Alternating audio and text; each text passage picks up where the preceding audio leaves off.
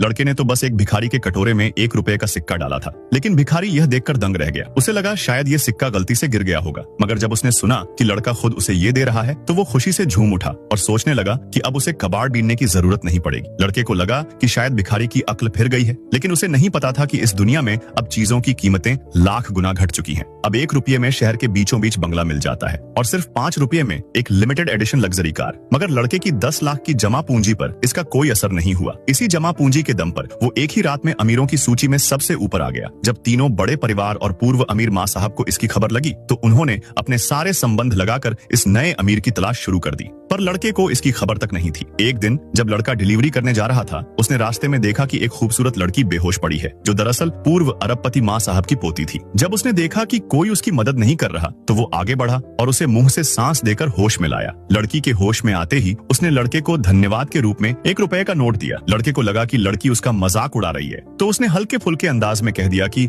इस पैसे से 2 लॉलीपॉप ले लेना। पर उसे क्या पता था कि वही अब सबका ढूंढा हुआ नया अरबपति बन चुका है। इसके बाद वो बस पकड़कर घर लौटने ही वाला था जब उसने 1 रुपए का सिक्का बस में डालने की कोशिश की, लेकिन ड्राइवर और बाकी यात्री यह देखकर हैरान रह गए। सबको ऐसा लग रहा था जैसे वो कुछ बहुत कीमती चीज दिखा रहा हो जो अब आम नहीं रही। कुछ ने उसकी नीयत पर शक जताया तो कुछ ने इसे दिखावा कहा। ड्राइवर ने उसे उतार दिया क्योंकि उसे ऐसे अमीरों से चिढ़ थी जो छोटी चीजों को लेकर घमंड करते हैं। लड़का कुछ समझ नहीं पाया कि आखिर उसका कसूर क्या है। इसके बाद वो पैदल बैंक पहुंचा और सोचा कि सारे सिक्के अकाउंट में जमा करा देगा, लेकिन मशीन ने काम नहीं किया और उसे काउंटर की तरफ भेज दिया गया। जैसे ही वो हॉल में पहुंचा, उसकी जेब से 100 रुपए का एक नोट गिरा और बैंक मैनेजर की नजर उस पर पड़ गई। उसने आज तक इतनी बड़ी रकम का नोट नहीं देखा था। जब उसने सुना कि लड़का 300 रुपए का लेन देन करने आया है तो उसने तुरंत सिक्योरिटी को बुलाकर बैंक सील करवा दिया और खुद बैंक मालिक भी उसे सेवा देने आ गया। यहाँ तक कि 3 सुंदर लड़कियों को पैसे देने के लिए बुला लिया गया। लेकिन जैसे ही लड़का वहाँ से निकला, मैनेजर भागता हुआ बैंक के मालिक के पास गया और बोला, यही है वो लड़का जिसे हम ढूंढ रहे थे,